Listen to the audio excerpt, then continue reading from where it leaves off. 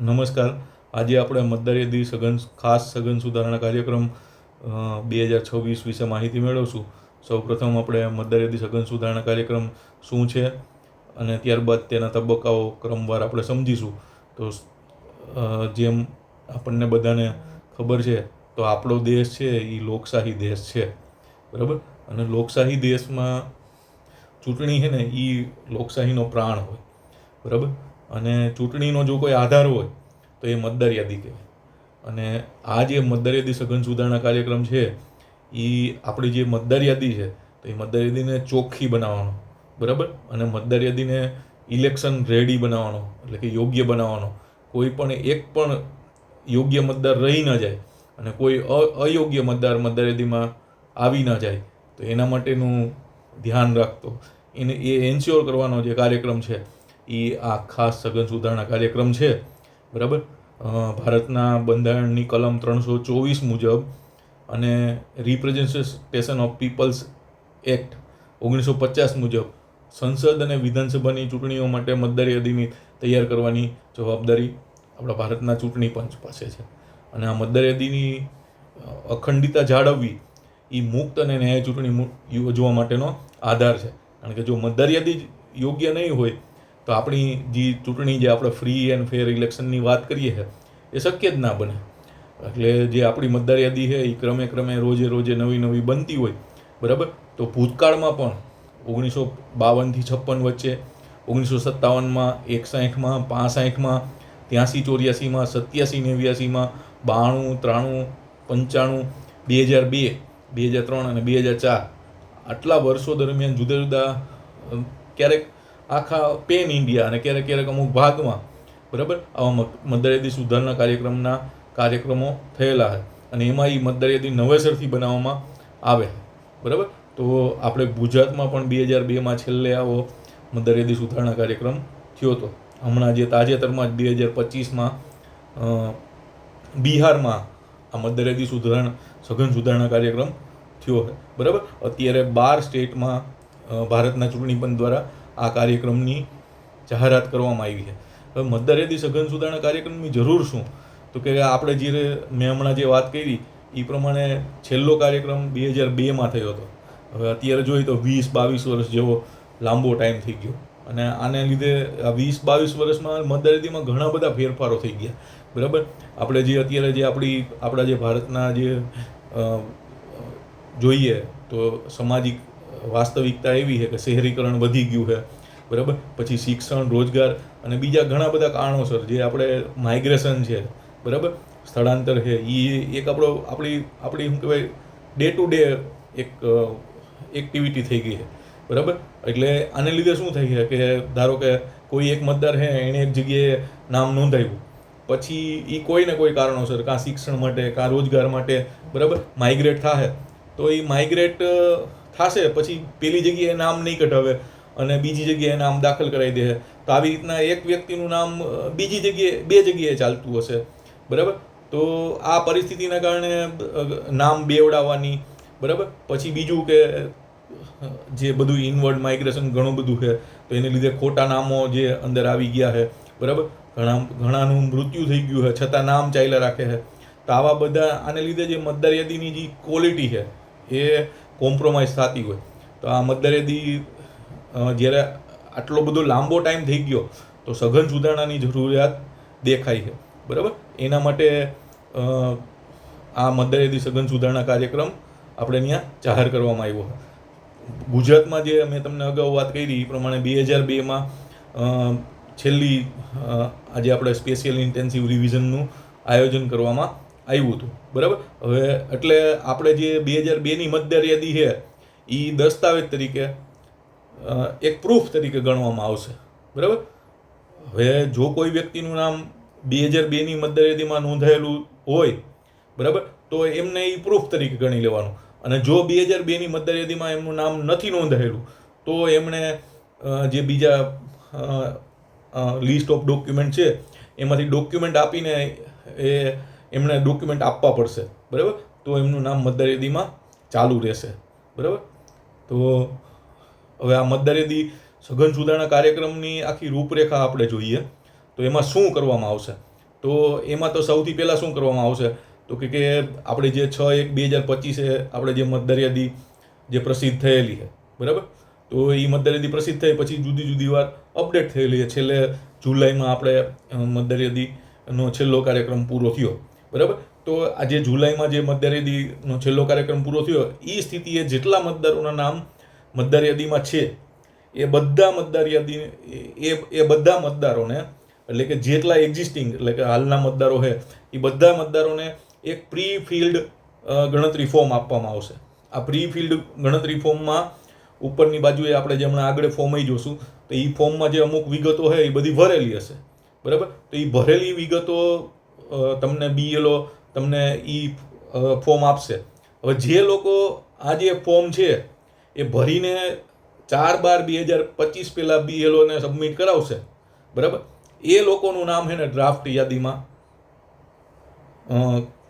સમાવેશ કરવામાં આવશે. હવે જો કોઈ વ્યક્તિ આ ફોર્મ નહીં ભરાવે તો એમનું નામ ડ્રાફ્ટ યાદીમાં આવશે નહીં, કારણ કે આ જે કાર્યક્રમ છે એ સઘન સુધારણા કાર્યક્રમ છે. આપણે જે દર વખતે આવે તો એ તો સમરી રિવિઝન હોય, બરાબર, એટલે ખાસ સ્પેશિયલ સમરી રિવિઝન હોય.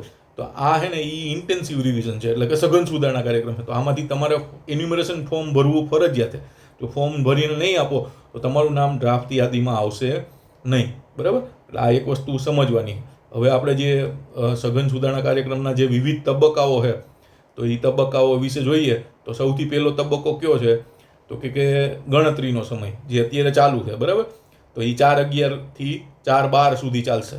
પછી તો કે ડ્રાફ્ટ રોલ પબ્લિશ થશે. 9/12 ડ્રાફ્ટ રોલ પબ્લિશ થશે. 9/12 ડ્રાફ્ટ રોલ પબ્લિશ થાય એમાં જે લોકોને એના ઉપર ક્લેમ અને ઓબ્જેક્શન એટલે કે હક દાવો અને વાંધો લેવા માટે સમયગાળો આપવામાં આવ્યો છે. એ સમયગાળો ક્યારે છે તો કે 9/12 થી 8/1 સુધી. આ જ સમયગાળા દરમિયાન અને એમાંથી થોડોક વધારાનો એડિશનલ સમયગાળો તો 9/12 થી 31/1 સુધી છે ને તમે જે આ હક દાવાઓ આવ્યા હોય એની ઉપર નોટિસ ઇસ્યુ કરવામાં આવશે, સુનાવણી રાખવામાં આવશે અને એ હક દાવાઓની ચકાસણી કરવામાં આવશે. આ બધું પૂરું થઈ જાય એટલે 7/2 આપણી મતદાર યાદીની ફાઇનલ પ્રસિદ્ધિ થશે. આ જે આખો જે કાર્યક્રમ છે એવી રીતે 4/11 થી લઈને 7/2 સુધી આખો કાર્યક્રમ રહેશે, બરાબર. હવે આપણે તબક્કાવાર છે ને એક એક પીરિયડની માહિતી લેશું. તો એમાં આપણે જે સૌથી પહેલાં જોયું છે આગળની સ્લાઇડમાં તો સૌથી પહેલો પીરિયડ કયો હતો ગણતરીનો સમયગાળો. તો ગણતરીના સમયગાળામાં શું કરવામાં આવશે તો કે ગણતરીના સમયગાળામાં સૌથી પહેલાં તમને BLO દરેક મતદારને એક પ્રી ફિલ્ડ એન્યુમરેશન ફોર્મ એટલે કે પહેલાંથી ભરેલું ગણતરી ફોર્મ તમને દઈ જશે. એ ફોર્મને તમારે સબમિટ કરાવવાનું છે ક્યાં સુધીમાં તો કે 4/12/2025 સુધીમાં. જો 4/12/2025 સુધીમાં તમે સબમિટ નહીં કરાવો તો તમારું નામ મતદાર યાદીમાં આવશે નહીં, બરાબર. ગણતરીના સમયગાળામાં જે એન્યુમરેશન ફોર્મ ભરવાનું છે એની આપણે અહીંયા વિગતો જોઈ છે. તો એ વિગતોમાં શું આવશે તો એ વિગતોમાં છે ને મોટા મોટા જોઈએ ને તો 4 ભાગ આપેલા છે. એમાં 4 ભાગમાં સૌથી પહેલો જે ઉપરનો ભાગ છે એમાં અગાઉથી ભરેલું ભાગ છે. આપણે બધા ભાગ ડિટેલમાં આગળ સમજશું, બરાબર. બીજા ભાગમાં શું છે તો કે મતદાર હાલનો જે મતદાર છે તો મતદારે હાલની વિગતો અત્યારની જે વિગતો છે એ બધી ભરવાની એમાં આવશે. પછી કે છેલ્લા SIRમાં એટલે કે 2002ની મતદાર યાદીમાં જે વિગતો છે એ વિગતો અહીંયા ભરવાની આવશે. અને છેલ્લે બાહેંધરી અને સહી આવી રીતના જુદા જુદા આ જે પ્રી ફિલ્ડ એન્યુમરેશન ફોર્મ છે એના ભાગ છે, બરાબર. એમાં સૌથી પહેલો ભાગ છે અગાઉથી ભરેલો ભાગ. અગાઉથી ભરેલા ભાગમાં છે ને શું દર્શાવેલું હોય છે તો કે સૌથી પહેલાં મતદારનું નામ દર્શાવેલું હોય છે, પછી મતદારનો ફોટો ઓળખપત્ર નંબર એટલે કે ચૂંટણી કાર્ડનો નંબર દર્શાવેલો હોય છે, પછી સરનામું બતાવેલું હશે, પછી એની બાજુના જે ખાનામાં છે એમાં અનુક્રમ નંબર દર્શાવેલો હોય છે, પછી મતદાર યાદીનો ભાગ નંબર અને નામ દર્શાવેલું હશે, અને પછી મત વિભાગનું નામ અને મત વિભાગનો નંબર બતાવેલો હશે, અને છેલ્લે રાજ્ય એટલે ગુજરાત. આપણે બધા ગુજરાતમાં રહીએ તો ગુજરાતમાં એની બાજુમાં એક QR કોડ હશે. એ QR કોડ BLOના ઉપયોગ માટે છે. એ સ્કેન કરે તો તમારું નામ સીધું BLO એપમાં દેખાય એના માટે છે. એની બાજુમાં તમારો જે ફોટો અત્યારે જે મતદાર યાદીમાં છે એ ફોટો લગાડેલો હશે. એની બાજુમાં તમારે તાજેતરનો ફોટો તમારે લગાવવાનો રહેશે, બરાબર. કે જે તમારો સરસ મજાનો ફોટો હોય એવો ફોટો તમારે ત્યાં લગાડવાનો રહેશે. હવે આ વાત થઈ આપણા જે અગાઉથી ભરેલા ભાગ એટલે તમને જે જે પ્રી ફિલ્ડ મળવાનું છે એ બધું આ બધું પહેલેથી નોંધેલું જ હશે. પછી જો આ બધાની ઉપર એટલે કે ગણતરી ફોર્મની નીચે છે ને તમારા બીએલઓનો નંબર મળેલો હશે. એટલે ઘણા મિત્રોને એમ થાય કે ભાઈ મારા બીએલઓ કોણ છે, મારી ઘરે આવી ગયા આપી ગયા ત્યારે તો હું હતો જ નહીં, અથવા એ ભાઈને મારે નંબર પૂછવાનો રહી ગયો. તો તમારા ગણતરી ફોર્મની નીચે જ બીએલઓનો કોન્ટેક્ટ નંબર લખેલો છે. તો તમે એ બીએલઓને પૂછીને તમે એને ફોર્મ પરત આપી શકો. બરાબર, ધારો કે તમને ખબર જ નથી કે તમારો બીએલઓ કોણ છે અને તમારે એને ફોર્મ પરત આપવું હોય તો તમે આ નંબર ઉપર ફોન કરીને તમે એમને ફોર્મ પરત આપી શકો. બરાબર, એના માટે બીએલઓનો નંબર પહેલાં આપેલો છે. આ બધા બીએલઓનો તમે નંબર એ તમારી પાસે છે. હવે જે વિગતો છે એ ભરવી ફરજિયાત છે. મતદારે ભરવાની હાલની વિગતો.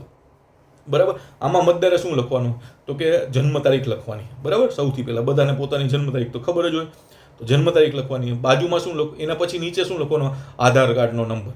આ વૈકલ્પિક છે, જેમને આપવો એ આપી શકે છે. બરાબર, તો આધાર કાર્ડનો નંબર લખવાનો. પછી મોબાઈલ નંબર લખવાનો છે. પછી તો કે તમારા માતા પિતાનું નામ લખવાનું છે. અહીંયા ધ્યાન રાખવાનું છે ખાસ, જ્યાં તમારા પિતાનું નામ લખેલું છે ત્યાં તમારા પતિનું નામ નથી લખવાનું. ઘણી પરિણીત બહેનો અહીંયા પતિનું નામ લખે અને પછી એ ફોર્મની ડેટા એન્ટ્રી ના થાય, એ ફોર્મ યોગ્ય ના ગણાય. બરાબર, કારણ કે આમાં શું કરવાનું છે, જો આપણે પહેલાં વાત કરી તમારે 2002ની મતદાર યાદી સાથે લિંક કરવાનું છે. અને આ લિંકિંગ છે ને એ ક્યાં કરવાનું, શેના આધારે કરવાનું હોય તો તમારા કુટુંબના આધારે. તો તમે તમારા પિતા સાથે તમારું લિંકિંગ કરવાનું હોય, વંશાવલી બનાવવાની છે. તો વંશાવલી પતિથી ના બને. વંશાવલી ક્યાંથી બને? તો તમારા માતા પિતાથી બને. તો અહીંયા ખાસ તમારા માતા પિતાનું નામ લખવાનું, પતિનું નામ લખવાનું નહીં. પતિથી તમે તમારા 2002ની મતદાર યાદી સાથે લિંક કરી શકો નહીં. બરાબર, અને છેલ્લે સ્પાઉસનું નામ એટલે કે જીવનસાથીનું નામ લખવાનું હોય. અને આ બધાના જો ચૂંટણી કાર્ડ હોય તો એમની વિગતો તમે આપી શકો છો. આ રીતે મતદારે પોતાની જે હાલની વિગતો છે એ બધી ભરવાની રહેશે. બરાબર, હવે જે નીચેનો કોલમ છે એ બહુ અગત્યનો કોલમ છે. એમાં તમારે જે છેલ્લા એસઆઈઆર એટલે કે આપણે અહીંયા ગુજરાતના કિસ્સામાં 2002માં, બરાબર, તો 2002ની જે મતદાર યાદી છે એની વિગતો તમારે શોધવાની છે. અને જો એ તમારી પાસે હોય તો તમારે અહીંયા લખવાની છે. આ વિગતો હોય તો તમને ફાયદો શું થશે તો કે આ વિગતો જો તમે આપેલી હશે તો તમારે કોઈ ડોક્યુમેન્ટ આપવાનું રહેશે નહીં. જો આ વિગતો તમે નહીં આપેલી હોય તો તમારે આગળ જે આપણે જોઈશું એ પ્રમાણે લિસ્ટ ઓફ ડોક્યુમેન્ટમાંથી તમારે અમુક ડોક્યુમેન્ટ આપવા પડશે. બરાબર, તો તમારું નામ ફાઇનલ મતદાર યાદીમાં રહેશે. તો આના માટે આપણે જે વિગતો જોઈએ તો સૌથી પહેલાં જેમનું નામ પોતાનું નામ 2002ની મતદાર યાદીમાં મળી જાય ને, બરાબર, જે લોકોનો જન્મ 87 પહેલાં થયો હોય, 1/4/87 પહેલાં, તો એમનું નામ પોતાનું નામ એ મતદાર યાદીમાં હશે. તો એ લોકો અહીંયા જે જમણી બાજુનો ભાગ છે, બરાબર, એમણે પોતાનું નામ જો મળી જાય મતદાર યાદીમાં તો ન્યાય એ બધી વિગતો ભરવાની. એમાં તમારે શું જણશે તો કે વિધાનસભાનો ભાગ નંબર, ક્રમ નંબર અને વિધાનસભાનો નંબર. એટલે ધારો કે કોઈ વલસાડમાં રહેતું હોય તો વલસાડમાં જે તે વખતે 178 વિધાનસભા હતી તો એ લખવાનું 178. પછી એનો ભાગ નંબર, ધારો કે તમે ભાગ નંબર 14માં તમારું નામ હોય તો ભાગ નંબર 14 લખવાનો. પછી તો કે ભાગ નંબર 14માં કયો અનુક્રમ નંબર તો કે અનુક્રમ નંબર 435, તો ત્યાં 435 આવી રીતના લખવાનું.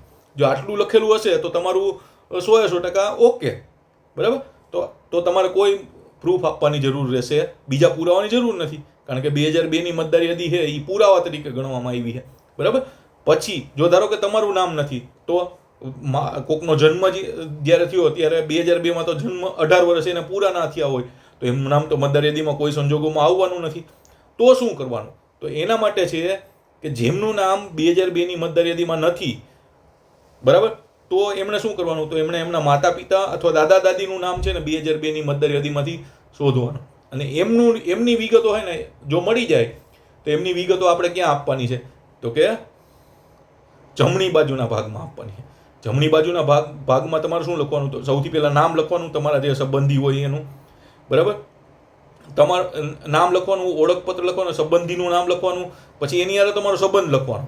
બરાબર, પછી જિલ્લો, રાજ્યનું નામ, અને જે આપણે આગળ જોયું તો એવી રીતના તો કે વિધાનસભાનો મત વિભાગ નંબર, ભાગ નંબર અને અનુક્રમ નંબર. તો આ રીતે આટલી વિગતો તમારે છેલ્લા એસઆઈઆરની વિગતો ભરવાની છે. ધારો કે કોઈની મળતી જ નથી તો એ ભરવાનું નથી. બરાબર, પણ આટલી વિગતો તમારે ઉપરની જે વિગતો હોય એ તો તમારે ભરવી જ પડશે. બરાબર. ધારો કે કોઈને નથી મળતું, બરાબર, 2002ની મતદાર યાદીમાં નામ જ નથી, એના માતા પિતાનું નથી, દાદા દાદીનું નથી, તો શું કરવાનું? તો કે જેનો જન્મ 1/7/87 પહેલાં થયો હોય તો એમણે પુરાવાની યાદી પૈકી કોઈ પણ એક પુરાવો આપવાનો હોય. પુરાવાની યાદી છે ને, જો અહીંયા આપણે બતાવેલી છે, ક્યાં છે? જે અહીંયા દેખાય છે, બધાને પુરાવાની યાદી દેખાય ને, 13 પુરાવાની યાદી છે. બરાબર. આ 13 પુરાવાની યાદી છે એ ઇલેક્શન કમિશન દ્વારા પબ્લિશ કરવામાં આવેલી છે. એમના આધારે તો જેનો 87 પહેલાં જન્મ હોય અને એનું કોઈ નામ ન મળતું હોય એણે શું કરવાનું? તો કે આ 13 પુરાવામાંથી એક પુરાવો આપવાનો. બરાબર. હવે જેમનો જન્મ 1/7/87 પછી પણ 2/12/2004 પહેલાં થયો હોય, બરાબર, તો એમણે શું કરવાનું? તો એમણે પોતાનો તો એક પુરાવો આપવાનો જ, પણ પોતાના માતા અથવા પિતા એમાંથી બેમાંથી એકનો આ જે 13 પુરાવા છે એમાંથી 13માંથી એક પુરાવો આપવાનો. બરાબર. જેમનો જન્મ 2004 પછી થયો હોય, 2/12/2004 પછી, બરાબર, એટલે કે 2005માં થયો હોય અથવા ડિસેમ્બરમાં જેમનો જન્મ થયો હોય 4ના, તો એમણે શું કરવાનું? તો એમણે પોતાનોય આપવાનો, પોતાના માતાનોય આપવાનો અને પોતાના પિતાનોય પુરાવો આપવાનો. તો એમણે 3 પુરાવા આપવાના રહેશે. બરાબર. તો આવી રીતના જો તમને તમારું નામ 2002ની મતદાર યાદીમાં ન મળે તો તમારે શું કરવું પડશે? તો તમારે પુરાવા આપવા પડશે. બરાબર. તો આવી રીતનું આખું એન્યુમરેશન ફોર્મ કેવી રીતના ભરવાનું, અને જો ફોર્મમાં આપણી પાસે 2002ની વિગતો ન હોય તો શું કરવાનું એ આપણે વાત સમજ્યા. બરાબર. હવે એન્યુમરેશન ફોર્મમાં છેલ્લે, બરાબર, શું કરવાનું? તો કે તમારે સહી કરવાની. જો તમે સહી ન કરો તો તમારું ફોર્મ ભરેલું ગણાય જ નહીં. બરાબર. સહી કરતાં પહેલાં આપણે જે નીચે જે બાહેંધરી આપેલી છે એ બાહેંધરી સરખી રીતે વાંચી લેવાની. એમાંથી આપણે કોઈ બાહેંધરીનું ઉલ્લંઘન નથી કરતા એ ધ્યાન રાખીને પછી આપણે સહી કરવાની. બરાબર. અને જો નિરક્ષર હોય તો અંગૂઠો મારવાનો. ધારો કે ઘણીવાર એવું થાય કે ઘરમાં 4 સભ્યો હોય અને એક જ સભ્ય હાજર હોય તો શું કરવાનું? તો કે ચારેય સભ્યોના ફોર્મમાં એક વ્યક્તિ સહી કરી શકશે. એને જે વ્યક્તિમાં પોતે લખેલું છે ત્યાં એને કંઈ સંબંધ લખવાની જરૂર નથી. પણ જે ફોર્મ પોતે નથી ભરેલું તો એમાં પોતાનો, ધારો કે મારા પુત્રના ફોર્મમાં કોઈ મારા મમ્મીએ મારા ફોર્મમાં સહી કરી તો નીચે સહી કરીને એની અંદર સંબંધ કે ભાઈ માતા એવી રીતના કરીને સહી કરવાની રહેશે. બરાબર. આવી રીતના તમે ગેરહાજર હોય તો તમારા મમ્મી પાસે સહી કરાવીને, તમારા પપ્પા પણ પુખ્ત વયના હોય એમની પાસે સહી કરાવીને તમે કરી શકો. ગણતરી ફોર્મ BLOને જમા કરાવી શકો. હવે આ થયું પહેલો તબક્કો. આ તબક્કો ક્યારે પૂરો થાય? તો કે 4/12 સુધીમાં પૂરું થઈ જાય. જો 4/12 સુધીમાં તમે ફોર્મ આપી દીધું તો તમારું નામ મતદાર યાદીમાં આવી જશે. હવે ધારો કે તમે પછી શું થશે? તો કે પછી 9/12 મુસદ્દાની મતદાર યાદીની પ્રસિદ્ધિ થાય. બરાબર. એમાં જેટલા લોકોએ પ્રીફિલ્ડ જે તમને આપ્યું હતું એન્યુમરેશન ફોર્મ એ આપેલું હશે એ બધાના નામ છે ને એ ડ્રાફ્ટ યાદીમાં આવશે. બરાબર. તો આ બીજો તબક્કો થયો. હવે ધારો કે એવું કોક થયું કે ભાઈ હું તો હે ને બહાર ગયો હતો, વિદેશ ગયો હતો, આઉટ ઓફ ટાઉન હતો અને મને તો ખબર જ નહોતી કે ભાઈ આવું કંઈક છે અને મારું નામ રહી ગયું. તો પછી કોક એવા હોય કે ભાઈ એનું નામ જ ન હોય, અત્યારે મતદાર યાદીમાં નામ નથી અને હવે એમને નામ દાખલ કરવું છે. તો પછી કોક એવા હશે કે જે 1/1/2025 જેના 18 વર્ષ પૂરા થતા, 18 વર્ષ પૂરા થતા હશે તો એ બધા છે ને પોતપોતાનું નામ ફોર્મ નંબર 6 ભરીને નવા ઘોષણાપત્ર સાથે, બરાબર, નવા ઘોષણાપત્ર સાથે ફોર્મ નંબર 6 ભરીને છે ને તમે દાખલ કરાવી શકશો. હવે ઘણા એવાય હશે કે જેમને સ્થળાંતર કરી લીધું હશે, કે જેમની કોઈ વિગતમાં ભૂલ હશે, જેમને એપિક કાર્ડ બદલવું હશે, કે જેમને PWD હશે એટલે કે જે ફિઝિકલી હેન્ડીકેપ હશે તો એ લોકોને PWD માર્કિંગ નહીં કરેલું હોય તો આ બધા હોય તો આ બધા લોકો 8 નંબરનું ફોર્મ ભરી શકશે. બરાબર. અને આ જે ફોર્મ ભરશે એ લોકો આ જે સમયગાળો છે એટલે કે 9/12 થી 8/1 વચ્ચે આપણે બધા આ ફોર્મ ભરીને તમારું જેણે એન્યુમરેશન ફોર્મ નથી આપેલું અને જે નવા મતદારો છે એ બધા આ સમયગાળા દરમિયાન એ ફોર્મ ભરીને મતદાર યાદીમાં નામ દાખલ કરાવી શકશે. બરાબર. આની સાથે સાથે જ એક ચોથો તબક્કો ચાલશે કે જેમાં જે લોકોએ ફોર્મ સબમિટ કરેલા છે એ લોકો અને જે લોકોએ એન્યુમરેશન ફોર્મમાં 2002ની વિગતો નથી આપેલી, બરાબર, તો એ લોકો એ બધાને ઈઆરઓ નોટિસ આપશે અને તમને ડોક્યુમેન્ટ આપવાનો સમય આપશે. તો ત્યારે તમારે જો તમે ડોક્યુમેન્ટ આપશો તો તમારું નામ ફાઇનલ રોલમાં આવશે. બરાબર. તો આ જે સમયગાળો છે એ 9/12 લઈને 31/1/2026 સુધીનો રહેશે. બરાબર.